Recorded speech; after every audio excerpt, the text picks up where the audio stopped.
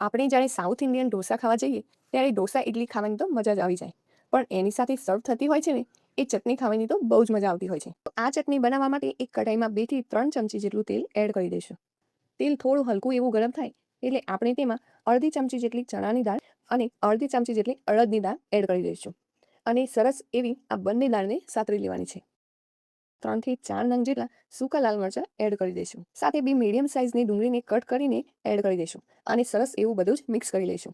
એકાદ મિનિટ પછી આપણે તેમાં એડ કરીશું 10 થી 12 કળી જેટલું સૂકું લસણ અને સાથે 1 ઇંચ જેટલો આદુનો ટુકડો ઉમેરી દઈશું અને અહીંયા સરસ એવું બધું જ ફરીથી મિક્સ કરી લઈશું.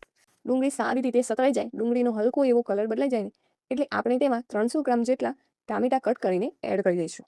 સાથે લીલા ધાણાની ડંઠલ એમાં એડ કરી દઈશું અને તેને પણ સારી રીતે મિક્સ કરી લઈશું અને આપણે આને ઢાંકીને લગભગ 7 થી 8 મિનિટ જેટલું થવા દઈશું. તો લગભગ 7 થી 8 મિનિટ જેટલો સમય થઈ ગયો છે.